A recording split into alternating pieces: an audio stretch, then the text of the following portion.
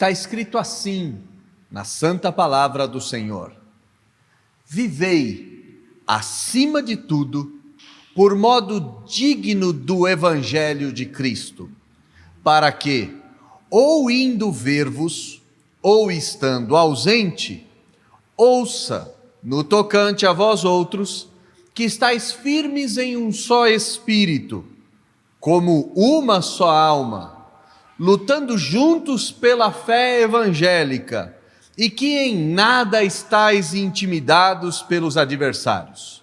Pois o que é para eles prova evidente de perdição, é para vós outros de salvação, e isto da parte de Deus, porque vos foi concedido a graça de padecerdes por Cristo, e não somente de crerdes nele, pois tendes o mesmo combate que vistes em mim, e ainda agora ouvis que é o meu.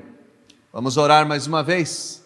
Feche seus olhos, interceda junto comigo ao Pai, para que Ele fale conosco, pela pregação, aplicada a esta pregação aos nossos corações pelo Espírito Santo de Deus. Fale com Deus. Deus, nós rogamos, em concordância com o que foi orado pelo nosso irmão, que o Senhor venha falar conosco, que o Senhor venha nos tomar pelas mãos, que o Senhor venha a me usar para a glória do seu nome, e este uso venha redundar em honras, glórias e louvores somente ao Senhor. Fale com todos nós, por meio desse sermão, a fim de que venhamos a nos arrepender, que venhamos a nos comprometer com o Evangelho da salvação, e mais do que tudo isso, para que por meio da palavra pregada, o Senhor nos molde a feitura do seu Filho Jesus Cristo, nos fazendo semelhantes a Ele, não apenas na forma de pensar, mas também na forma de agir. Faça isso, Senhor, nesta noite, nesse lugar, para a glória do Teu nome. Nós oramos em nome de Jesus. Amém. Chegamos ao final deste primeiro capítulo, daquela que ficou conhecida como a Carta da Alegria. Apesar de Paulo estar preso, a palavra alegria ou derivados dela vão surgir aqui e acolá em toda esta carta.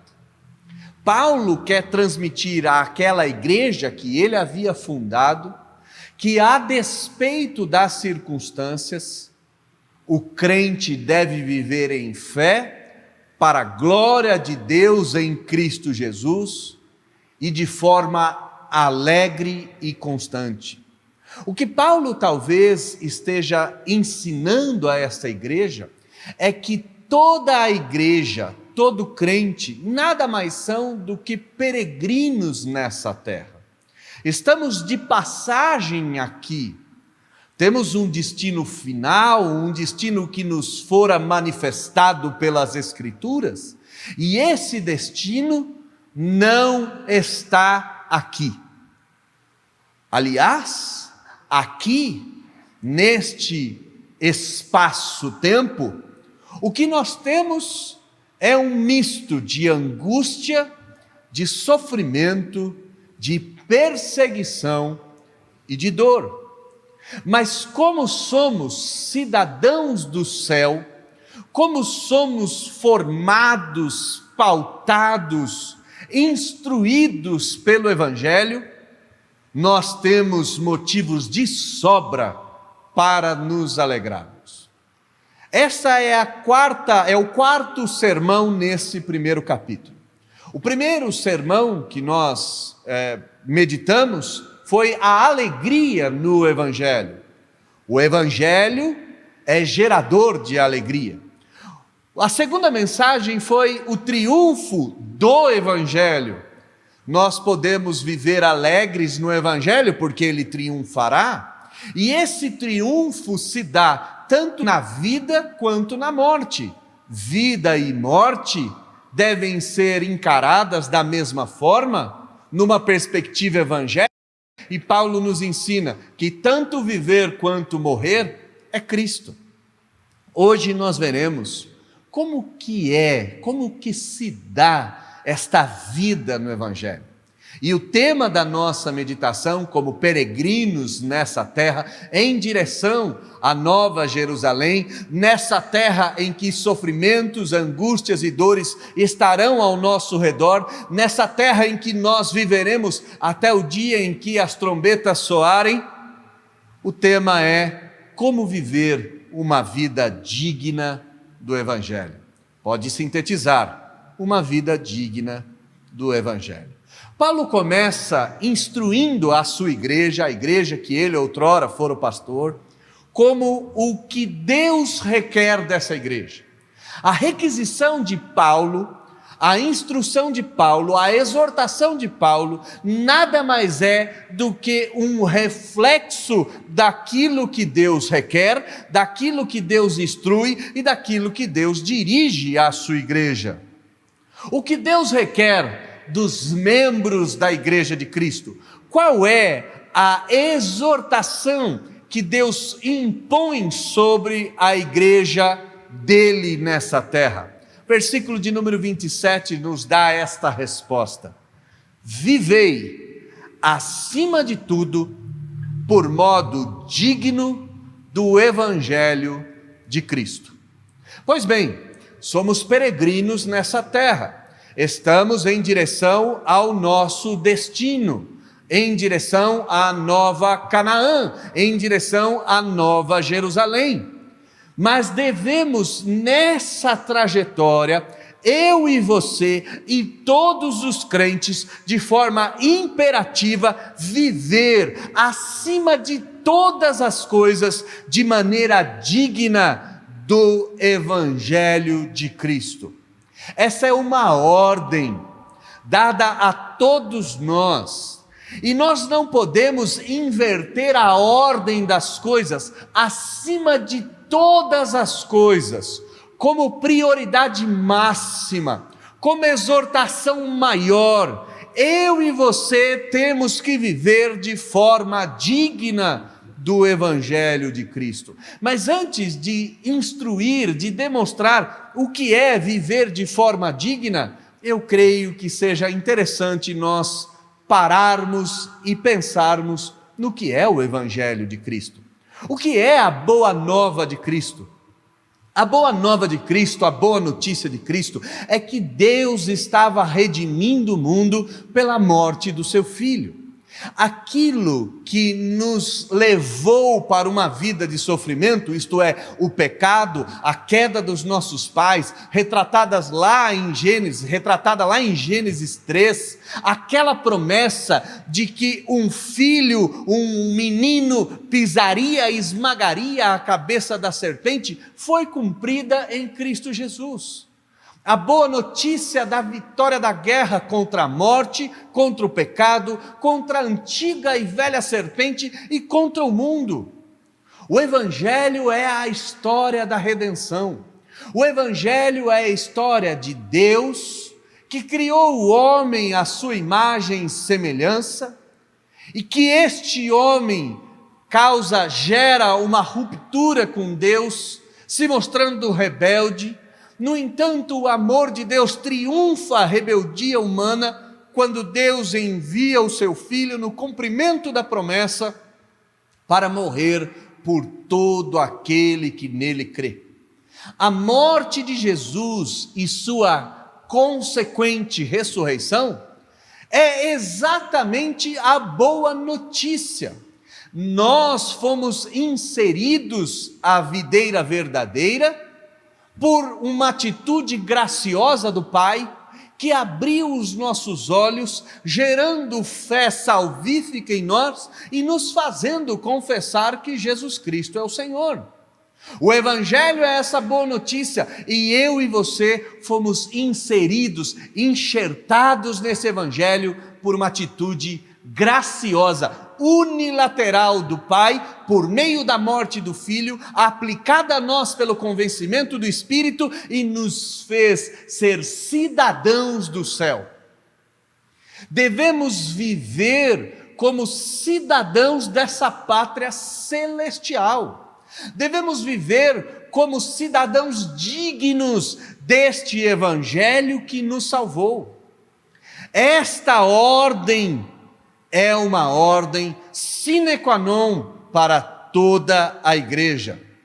Todos os crentes devem viver pautados na obra salvadora de Deus em Cristo Jesus, e os crentes devem viver de forma condizente com esta obra salvífica.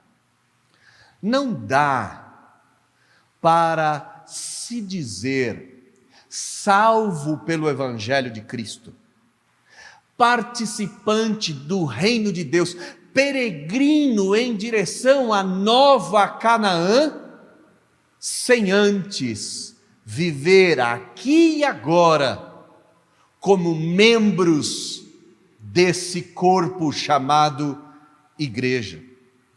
Paulo está falando com cidadãos romanos, que entendiam muito bem esse aspecto de cidadania.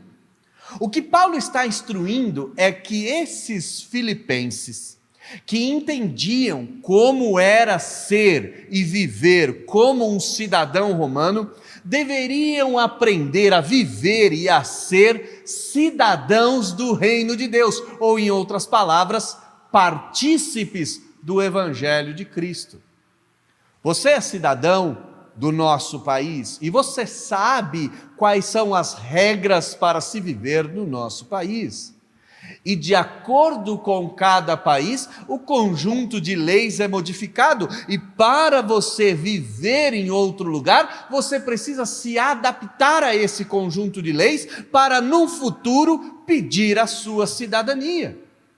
O que Paulo está nos ensinando então é que crentes salvos pelo Evangelho de Cristo Jesus, pela obra da redenção executada na cruz e aplicada pelo Espírito no nosso coração, crentes salvos por essa obra devem viver imediatamente e de forma irrefutável, sem que ninguém coloque em xeque uma vida digna nessa obra. E olha o que Paulo diz. Paulo foi um grande conhecedor do espírito humano, da mente humana e principalmente dos pecados humanos. Tanto é que Paulo atribuiu ser ele o maior dos pecadores. Paulo diz que esse viver de forma digna, que esse viver em concordância com a nova identidade, com a nova natureza empregada a nós, implantada em nós por meio do Evangelho, deveria ser a despeito da fiscalização pastoral. Olhe comigo a continuidade do versículo de número 27. Vivei acima de tudo por modo digno do Evangelho, para que, ou indo ver-vos, ou estando ausente, ouça no tocante a vós outros. Vivam de forma digna do Evangelho, como cidadãos do reino de Deus, a despeito de ter sobre vocês olhares pastorais, a despeito da fiscalização.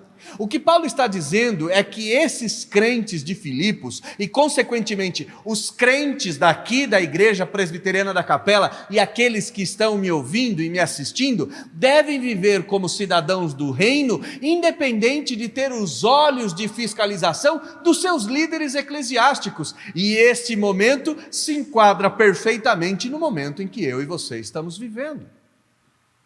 Tens vivido de forma digna do Evangelho aí nesse isolamento social? Tens vivido de forma digna do Evangelho no trabalho feito à distância? Tens vivido como cidadão do reino nas aulas pela internet da sua escola? Tens vivido como cidadão do reino de Deus nos seus compromissos sociais, nos seus compromissos conjugais, nos seus compromissos familiares? Tens vivido como cidadão do reino de Deus de forma digna do Evangelho de Cristo na sua vida financeira? Irmão, faça uma retrospectiva curta desses dias de isolamento. Como tem sido esses dias em que os olhos da igreja não estão sobre você? Como tem sido esses dias onde os olhos dos seus patrões não estão sobre você? Como tem sido esses dias onde os olhos dos seus professores não têm estado em cima de vocês? Como tem sido a sua fidelidade em relação ao Evangelho?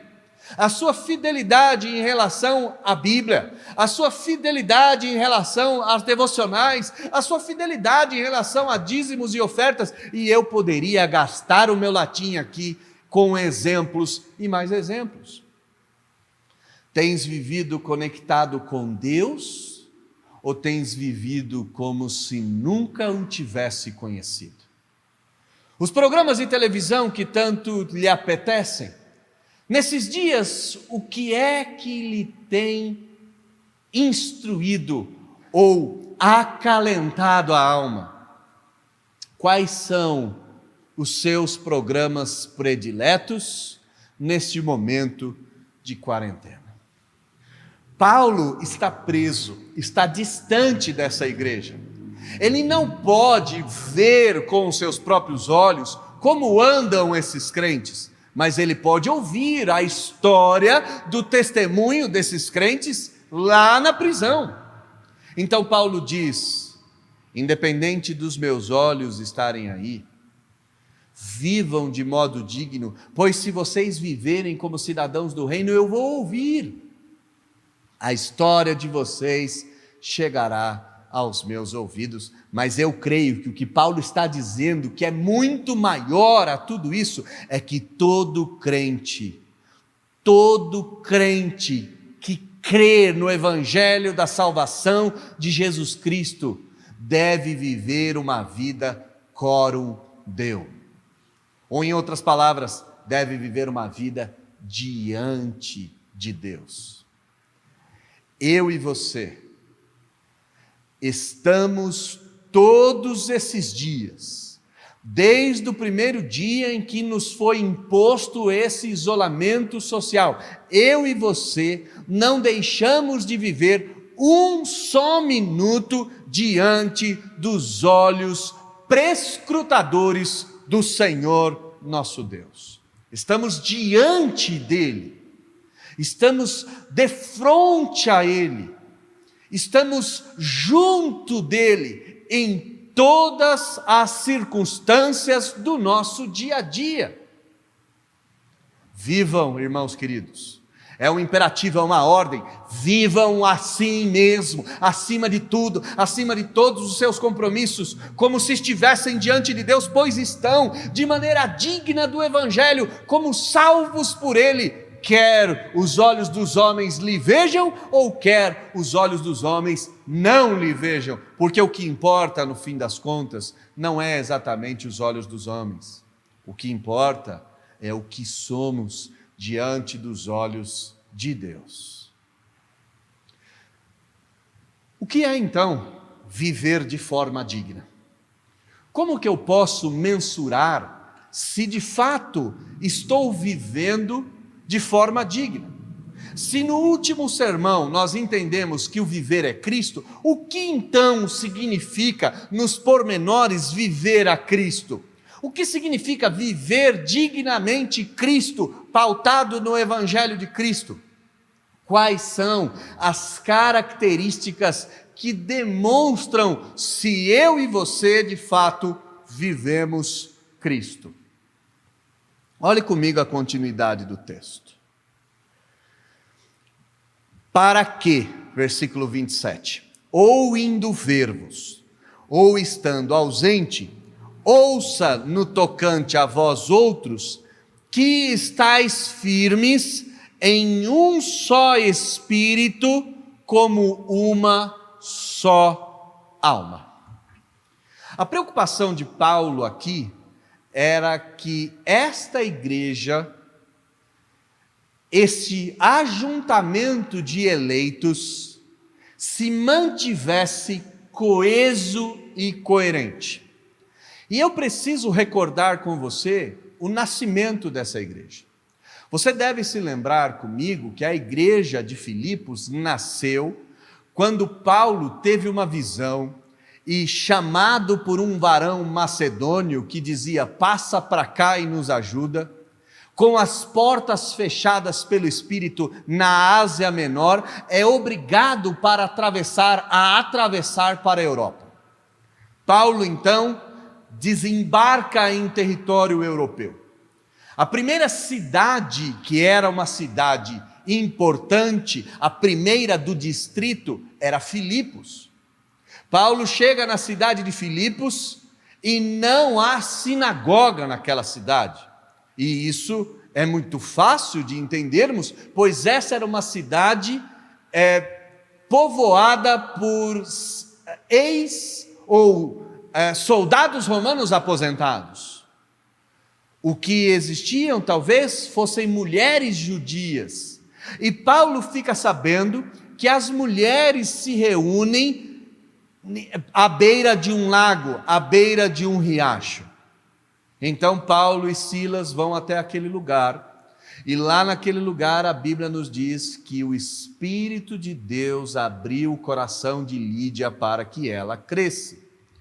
Lídia então abriga o apóstolo e Silas na sua casa, e ali inicia a igreja, na casa de uma mulher muito rica. A segunda conversão que nos é retratada no livro de Atos é aquela mulher adivinha, escrava, que trazia muito dinheiro aos seus senhores. Paulo então expulsa o espírito maligno daquela mulher e a liberta. E esta é a segunda membro dessa igreja. Então surgirá o terceiro membro, um homem que era responsável pela carceragem, provavelmente um ex-soldado, um homem truculento, um homem altivo e senhor de si. Só que naquela madrugada Paulo e Silas cantavam, e um terremoto sacudiu aquela prisão, as grades foram abertas. O carcereiro, sabendo que seria punido, achando que os presos tinham fugido, decide se matar. No entanto, ouve-se a voz lá no fundo dizendo: não faça isso. E então nós temos aquela pergunta famosíssima do carcereiro: senhores, o que devo fazer para ser salvo? E a resposta é: crê no Senhor Jesus e será salvo tu e tua casa. Pois bem, nós às vezes pensamos que os personagens bíblicos não eram pessoas como nós. Lídia, que era uma mulher rica, talvez ela tenha tido crises com os recursos que tenha doado para a igreja, já que ela tinha muito, mas a mulher escrava não tinha nada. Pensemos na mulher escrava então. Quanto tempo essa mulher demorou para confiar em outra pessoa? Quais foram as crises que essa mulher deve ter desenvolvido no seu relacionamento conjugal, se é que um dia ela conseguiu ter? E o carcereiro, acostumado a dar ordens, acostumado a agir com violência e com truculência, como foi a vida desse homem no Evangelho? Como pessoas tão distintas poderiam viver juntas? Como que pessoas tão diferentes, uma mulher muito rica, uma mulher muito pobre, e um homem truculento e altivo, como que pessoas assim conseguiriam viver em um só espírito e em uma só alma? Esta é a forma com que é detectado se eu e você vivemos de maneira digna do Evangelho. Estamos juntos com pessoas diferentes, fazemos parte de uma igreja em que as classes sociais não determinam a nossa adoração. Fazemos parte de uma igreja onde pessoas diferentes confrontam o nosso jeito de ser e de pensar. Fazemos parte de uma igreja em que o convívio ordinário com pessoas diferentes nos obriga a matarmos a nós mesmos e vivermos para Cristo Jesus. Lamento dizer aos desigrejados, é impossível sem o convívio da igreja, sem a comunhão dos santos, desenvolver um espírito que cede aos irmãos e que decide conviver com pessoas diferentes a despeito do seu jeito de ser ou do seu jeito de pensar. Viva de maneira digna do Evangelho.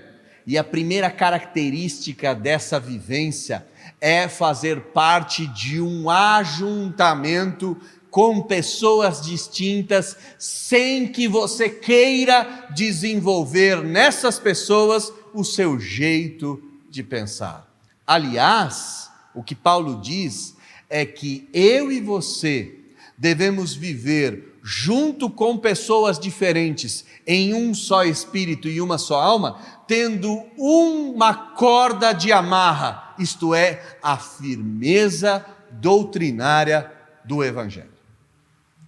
Ele nos diz, para que ou eu veja ou eu ouça, eu saiba que vocês estão firmes. E essa firmeza é de soldados entrincheirados. Eu e você devemos estar firmes na fé que recebemos dos nossos pais. Eu e você devemos estar firmes na doutrina que nos fora legada pelos apóstolos.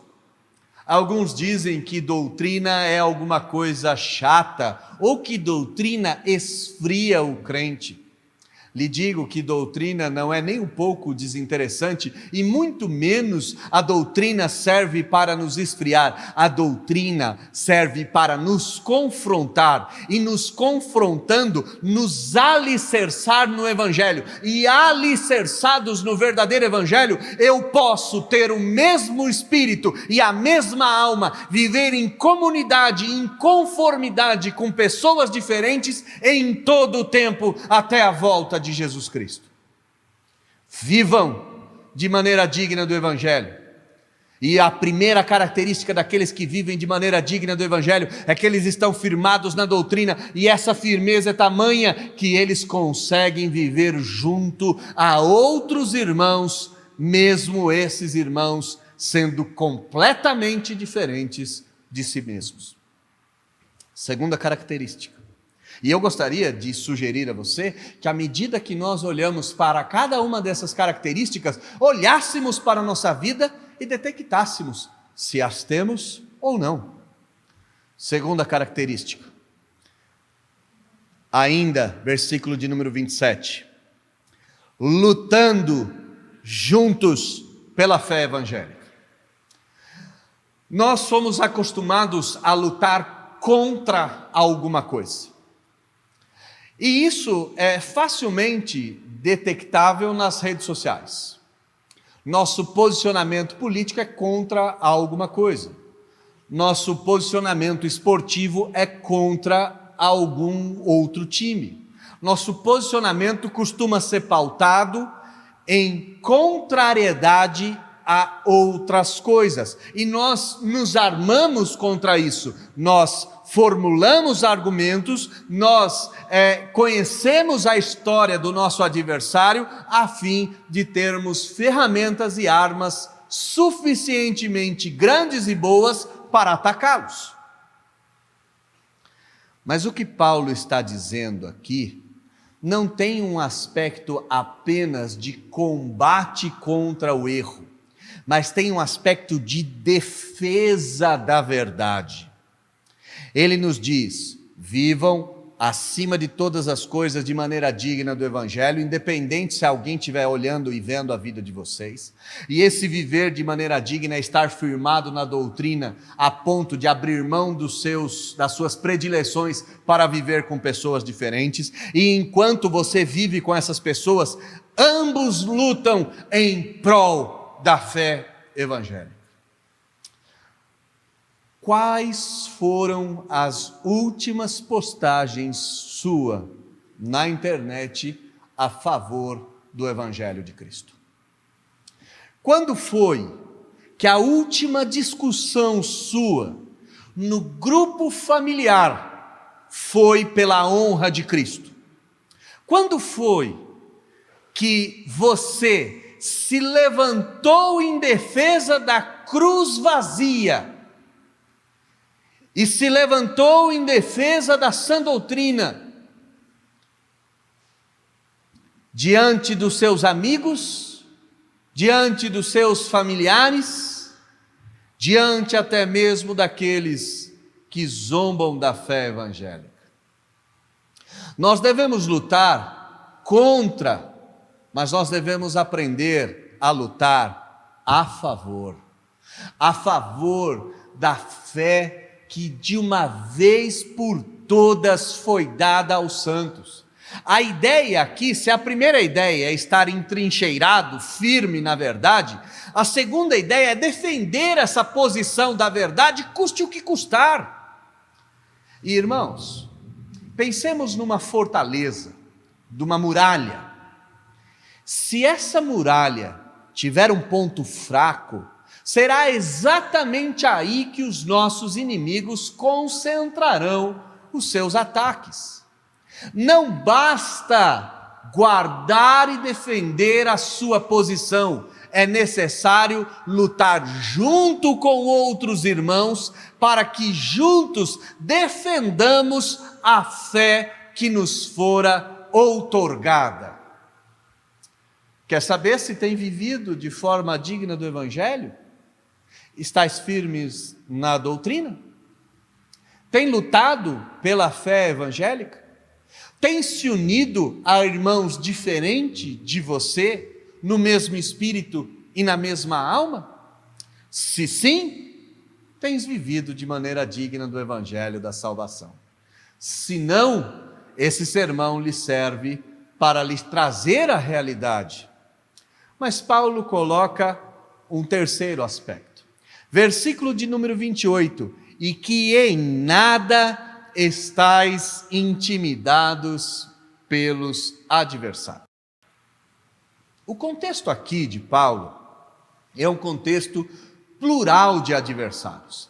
Existiam os adversários romanos, que diziam que os cristãos, por serem monoteístas, eram ateus, que diziam que os cristãos, por casarem com aquelas que eles chamavam de irmãs, cometiam a relação incestuosa, e os cristãos eram até mesmo chamados de canibais por participarem da ceia, porque na verdade a ceia chamada de corpo e de sangue de Jesus. Os romanos eram politeístas, e ter pessoas dentro do Império Romano monoteístas era uma afronta. Mas nós também temos os judaizantes aqui, que diziam que crer no Senhor Jesus não bastava, também era necessária a circuncisão, era necessário a observância das leis de Moisés. Nós temos também nesse contexto aqueles que apelavam para a licenciosidade. Deus nos salvou o espírito, a carne pouco importa, vivei como bem entendei. Aliás, alguns calvinistas modernos pensam exatamente assim. Vivem de maneira inescrupulosa e não têm um hábito, um esforço de santificação e ao mesmo tempo acreditam na pura e plena salvação. Havia também aqueles que entendiam que seriam salvos pelas obras que impuseram a si mesmos. Então, o conjunto de adversários aqui é plural.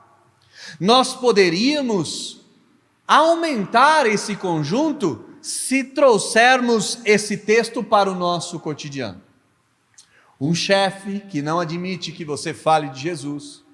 O grupo de família que conhece os seus pecados do passado e por isso lhe cerceiam o direito de falar da transformação que Jesus é capaz de dar. Nós poderíamos dizer o grupo social da universidade ou dos amigos do bairro que colocariam o jovem de canto por ele defender posições evangélicas.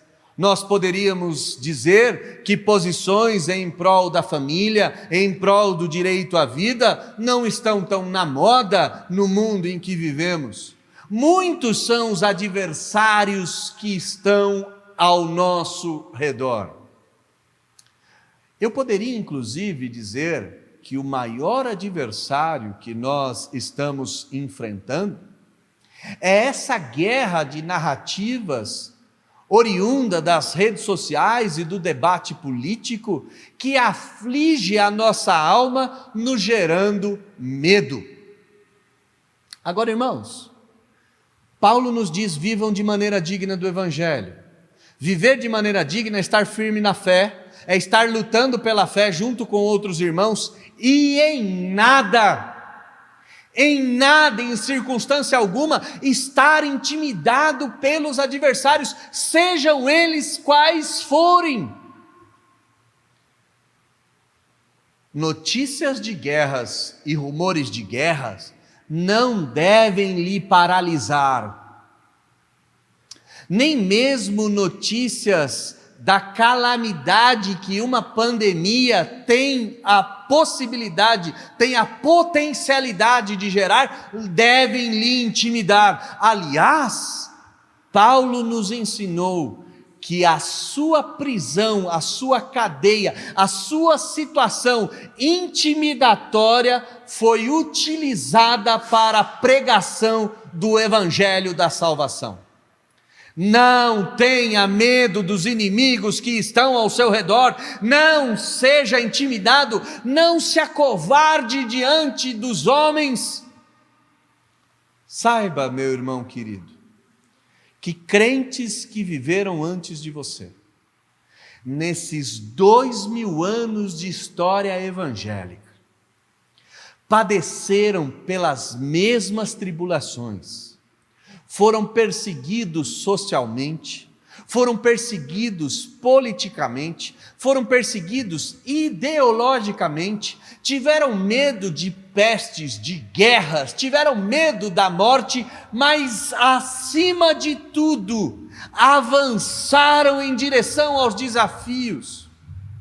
Paulo está nos dizendo que eu e você devemos ser como gladiadores, que estão convictos da guerra, estão juntos com um conjunto de outros irmãos, e a despeito das feras que estão diante de nós, a despeito de outros gladiadores maiores e mais poderosos, não podemos nos intimidar, devemos marcar a posição e avançar em direção ao nosso inimigo. E qual é a arma que o crente tem?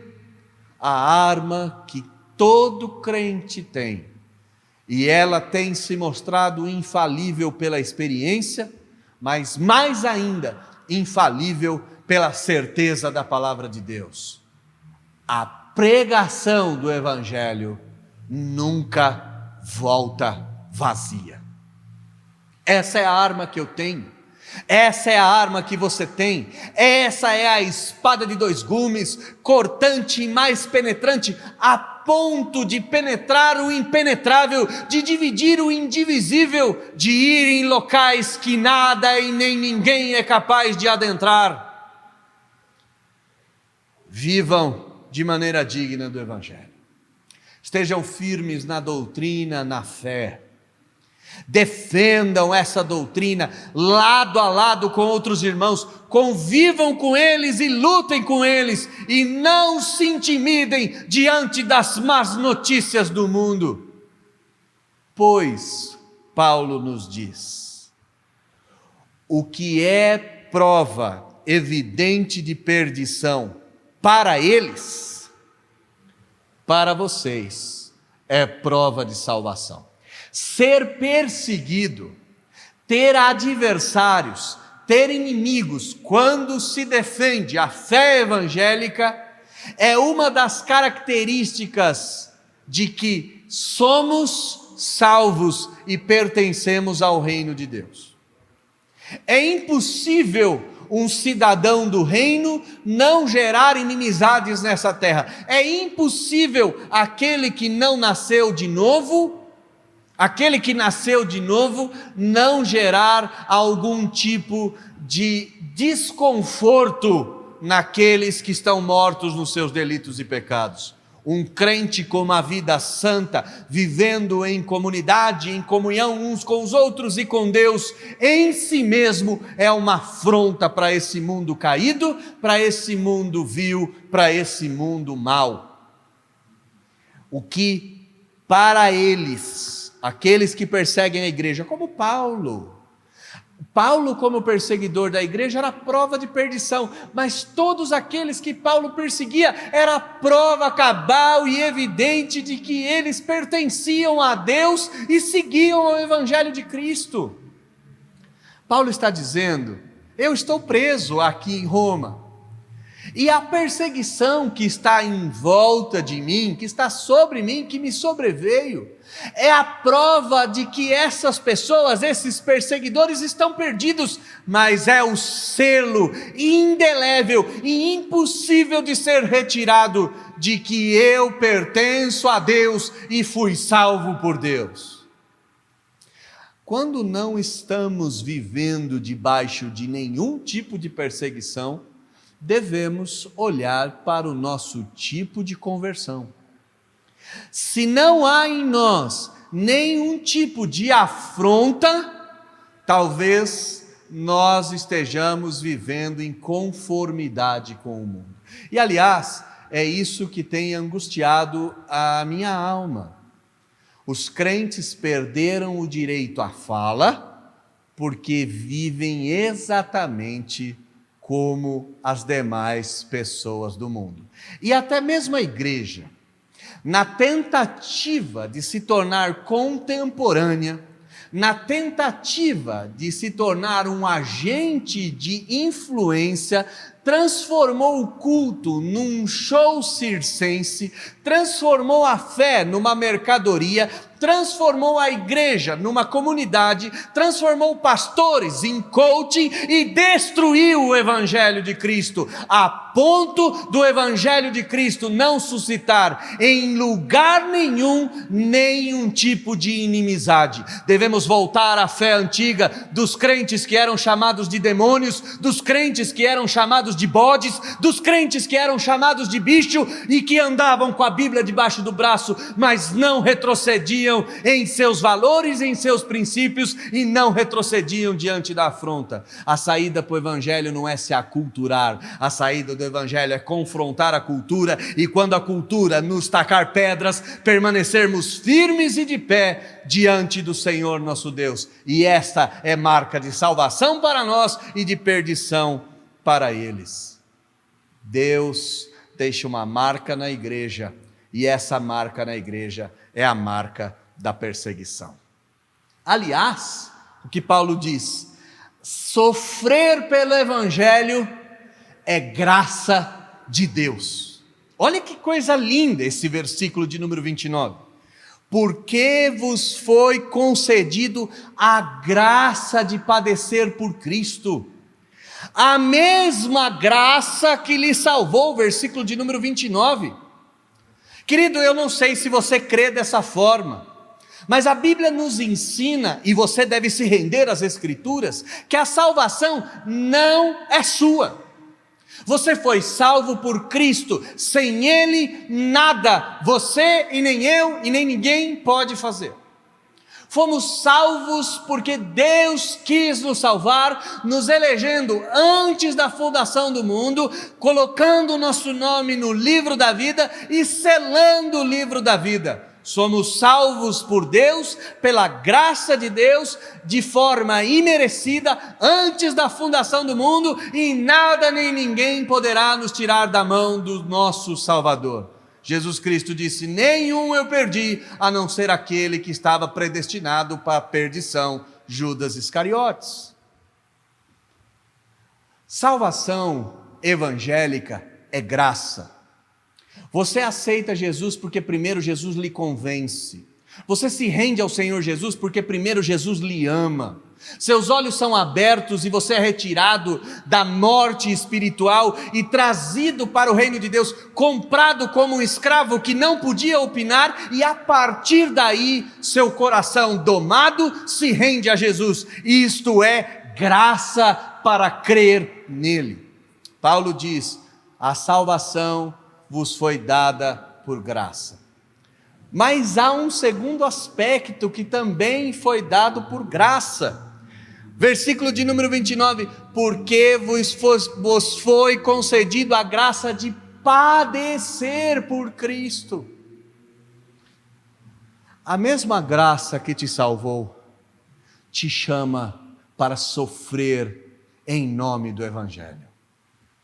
A mesma graça que te tirou do reino dos mortos e lhe transportou para o reino da luz, lhe capacita, lhe habilita e lhe chama para o sofrimento cristão.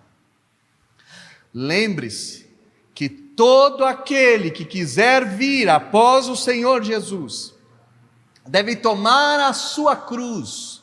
E cruz não é aquela pessoa chata e inconveniente pela qual ou com a qual você convive. Cruz é morte, cruz é via sacra, cruz são pregos nos punhos, cruz é ser dependurado diante dos homens, cruz é humilhação, cruz é aviltar o indivíduo e tudo aquilo que ele é. Cruz é morte e morte horrenda.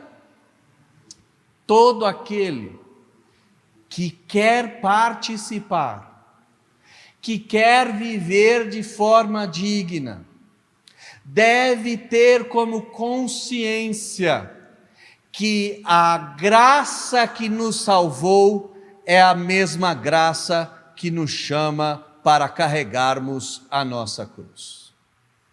O Evangelho Flower Power, o Evangelho Paz e Amor, o Evangelho que não causa ojeriza em ninguém, não é capaz de carregar a própria cruz. E por isso eu digo sem sombra de dúvida, essa pandemia tem servido para mostrar quem de fato é crente e quem não é. Essa pandemia tem demonstrado quem de fato vive ou morre pelo Evangelho ou quem nunca viveu pelo Evangelho de Cristo. Aliás, nunca foi salvo pelo Evangelho de Cristo. Quer viver de forma digna do Evangelho? Se é um salvo em Cristo Jesus, é óbvio, nosso coração foi transformado, nossa resposta é sim. A primeira característica é estar firme na doutrina. E essa firmeza não precisa ser averiguada por ninguém. Deus sabe que estamos firmes e nosso testemunho ecoa e vai ser ecoado, a ponto de pessoas que não nos conhecem ouvirem sobre nós e atestarem que somos de Deus. Estar firme na doutrina quer dizer que eu devo defendê-la.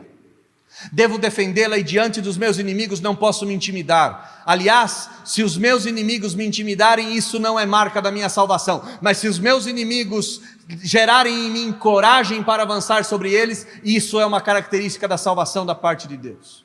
Porque a mesma graça que me salvou é a mesma graça que me habilitou para sofrer por Cristo Jesus. E o sofrimento é uma das marcas que ninguém pode retirar do cristianismo.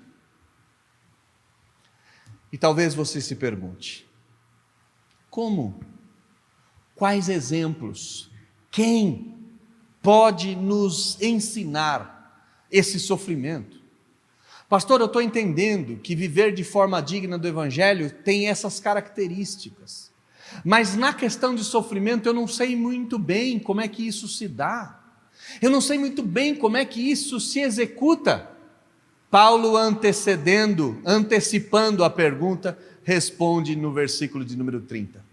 Pois tendes o mesmo combate que vistes em mim, e ainda agora ouvis que é meu. Qual é o combate que os crentes de Filipos viram de Paulo? Quando Paulo expulsou o demônio daquela mulher possessa de espírito maligno, que vivia dando lucro aos seus senhores, aquela jovem mulher escrava, que vivia de uma maneira destrutiva e destruída. Quando Paulo diz, em nome do Senhor Jesus, sai dela, e ela é liberta do espírito imundo.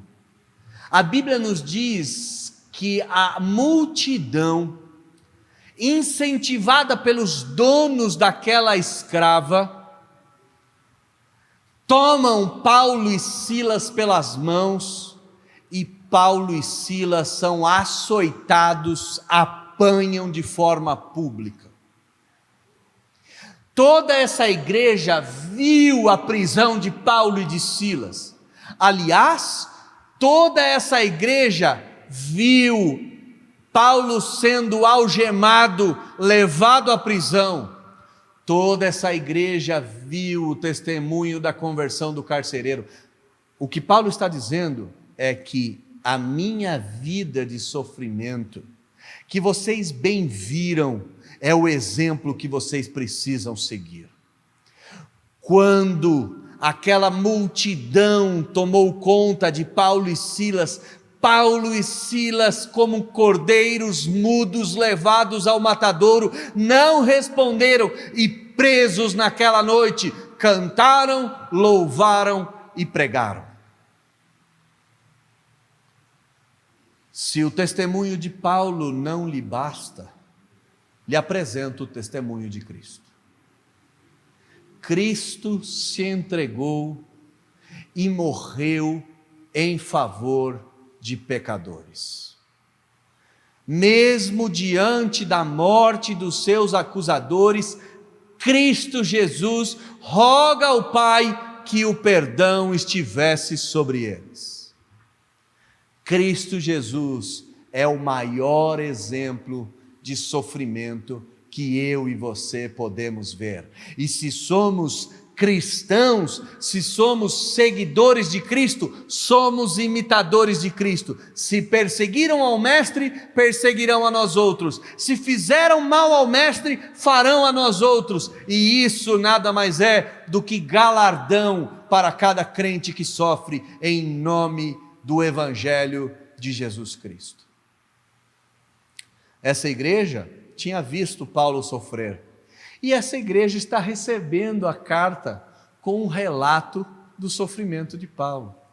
E Paulo diz, e eu termino vos lembrando do que Paulo está dizendo: quero ainda, irmãos, no versículo 12, cientificar-vos de que as coisas que me aconteceram, isto é, a prisão, têm antes contribuído para o progresso do Evangelho, de maneira que as minhas cadeias em Cristo se tornaram conhecidas de toda a guarda pretoriana e de todos os demais, e a maioria dos irmãos, estimulados no Senhor por minhas algemas, ousam falar com mais desassombro a palavra de Deus.